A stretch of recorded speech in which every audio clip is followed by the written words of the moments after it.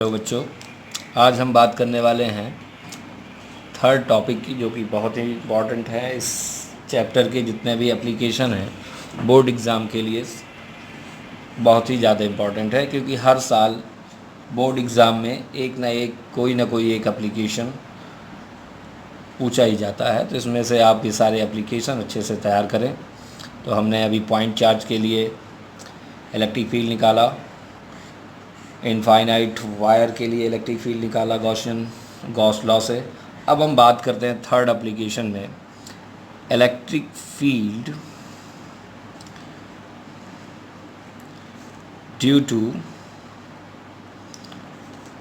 To पहला हमारा होलो conducting sphere,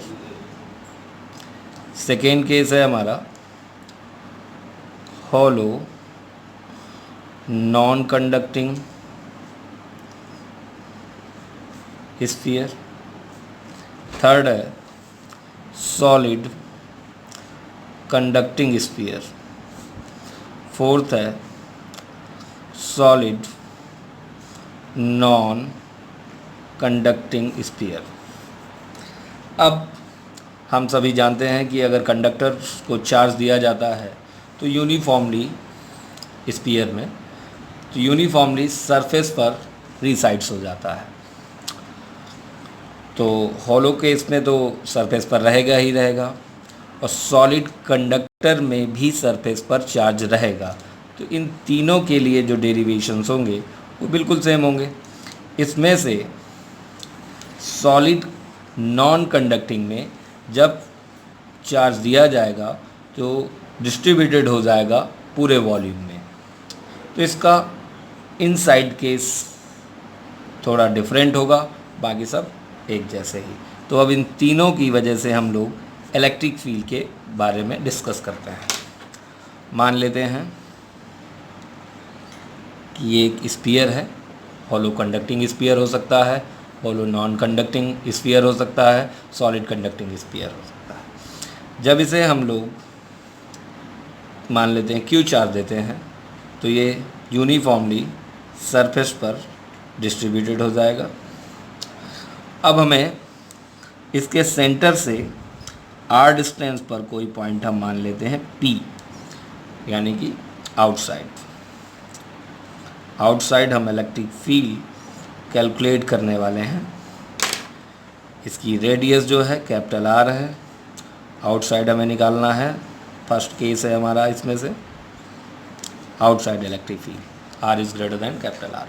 अब इस पॉइंट से इलेक्ट्रिक फील्ड निकालने के लिए हमें गॉसियन सरफेस ड्रॉ करना पड़ेगा। इसका गॉसियन सरफेस कैसा होगा? स्फेरिकल ही होगा। और कितनी रेडियस का ड्रॉ कर रहे हैं? आर रेडियस का। तो इससे निकलने वाला इलेक्ट्रिक फील्ड कैसा होगा? रेडियल होगा, इन आउटवर्ड डायरेक्शन। तो हमने यहाँ पर ये एलिमेंट लिया डी ए, जो कि रेडियस के अलॉन्ग लगेगा, और इलेक्ट्रिक फील्ड भी कैसा होगा? परपेंडिकुलर होगा। अब हम बात करते हैं by the Gauss law, the total flux कितना होता है भैया? ई डॉट डी ए, और कितना हुआ? Q enclosed by epsilon not. यहाँ पर ई और डी ए के बीच एंगल कितना है? 0। और कितना चार्ज इनक्लोज हुआ? Q, capital Q. ई कैसा रहेगा? डिस्टेंस सेम है, तो इलेक्ट्रिक फील्ड कैसा रहेगा? सेम। ई हमने बाहर निकाल लिया, cos 0 की value 1, Q by epsilon not. इसका मतलब हुआ total area of Gaussian surface. तो total area of Gaussian surface कितना है? 4 pi small r square Q by epsilon nought. तो यहाँ से हमारा ई कितना निकल आएगा? 1/4 pi epsilon not Q by small r square. ये हमारा आउटसाइड इलेक्ट्रिक फील्ड आया। सेकेंड में एट द सरफेस, अगर हम सरफेस पर बात करेंगे तो आर इज इक्वल टू कितना हो जाएगा? Capital R. तो सरफेस पर इलेक्ट्रिक फील्ड कितना मिलेगा? 1/4 pi epsilon not q upon capital R square. Third बात करते हैं हम इनसाइड।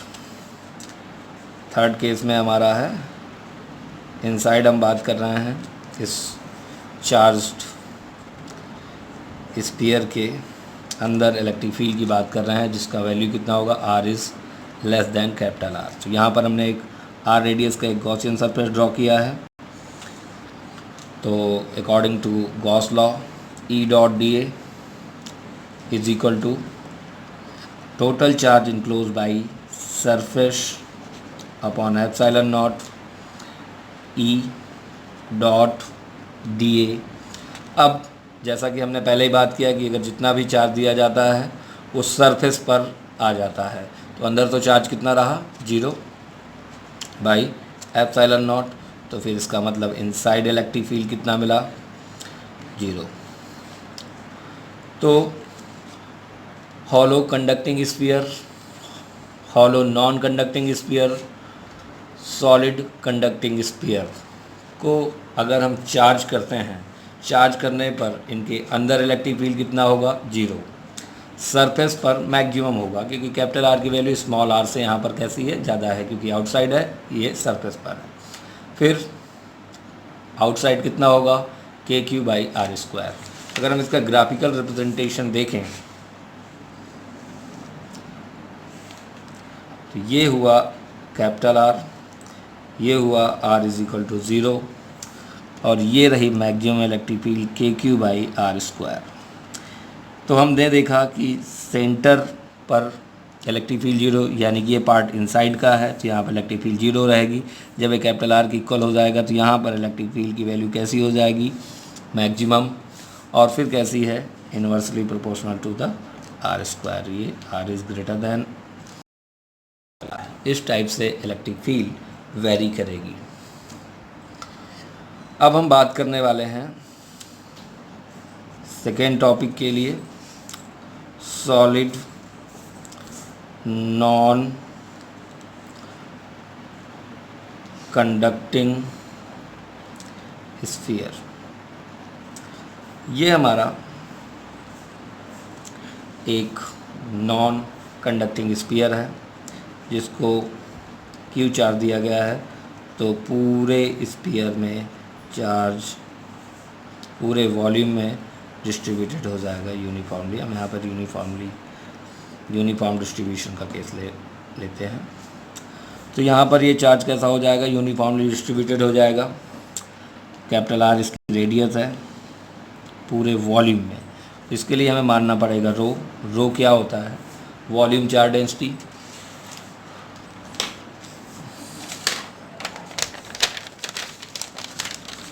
रो यहाँ पर हमारा क्या है, वॉल्यूम चार्ज डेंसिटी। अब वॉल्यूम चार्ज डेंसिटी कैसे निकालते हैं, total charge upon volume 4/3 pi r cube. तो रो की वैल्यू आ जाएगी 3Q बाई 4 पाई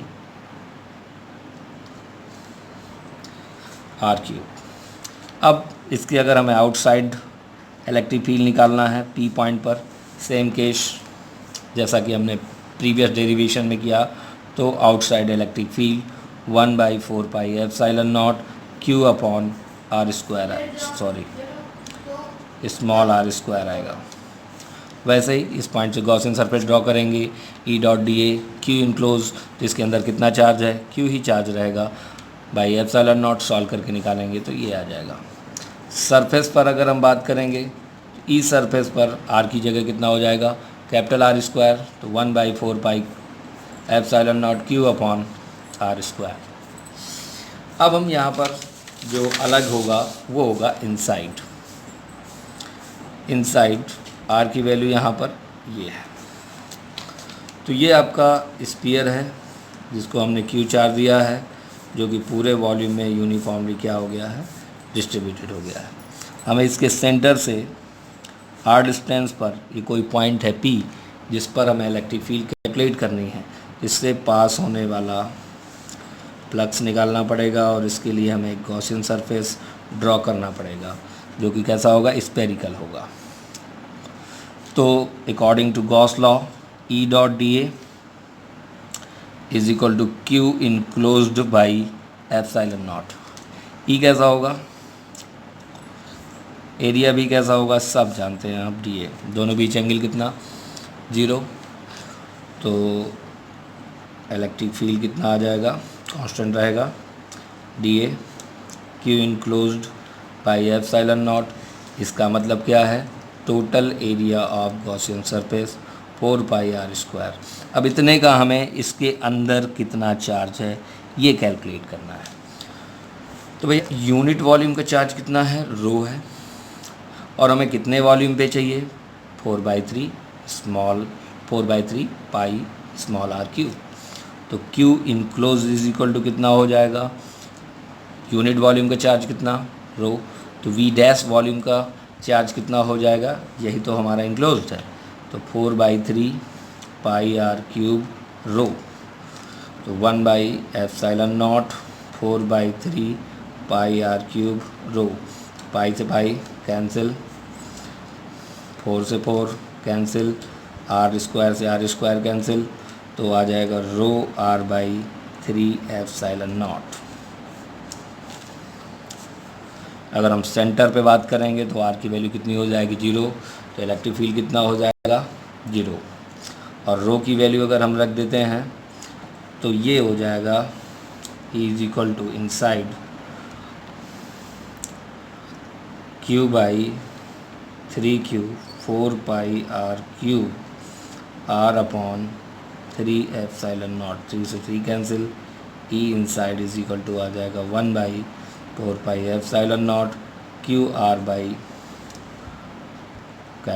क्यूब।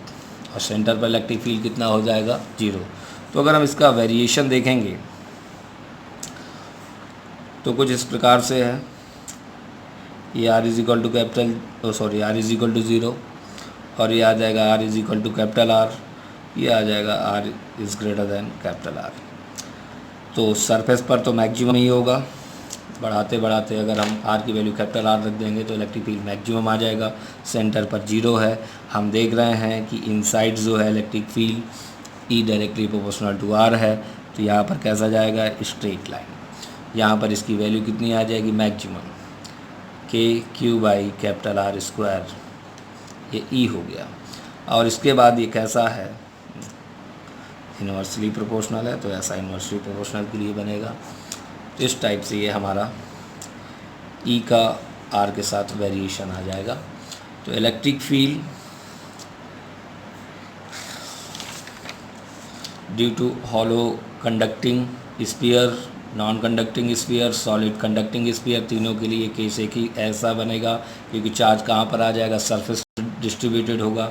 तो आउटसाइड हम निकालेंगे तो EDA क्यू इनक्लोज बाई ε0, दोनों बीच एंगल कितना हुआ, 0, E/DA कितना हुआ, total area of Gaussian surface, solve करके निकाला, सरफेस को निकाला, इनसाइड चार्ज तो रहता नहीं है, तो charge enclosed by this Gaussian surface is 0, so electric field will be 0। Graph कुछ ऐसा बनेगा। ये बड़ा इंपॉर्टेंट डेरिवेशन है जो कि CBSE बोर्ड के सिलेबस में केवल यही डेरिवेशन है, जो कि स्पेरिकल सेल कहते हैं, हॉलो कंडक्टिंग स्फीयर के लिए ज़्यादातर ये पूछा जाता है। तो ये तीनों केस के लिए हैं, न्यूमेरिकल प्रॉब्लम में कई बार क्वेश्चंस आ जाते हैं, इसलिए ये सारे डेरिवेशन कराए गए हैं। अब हम बात करते हैं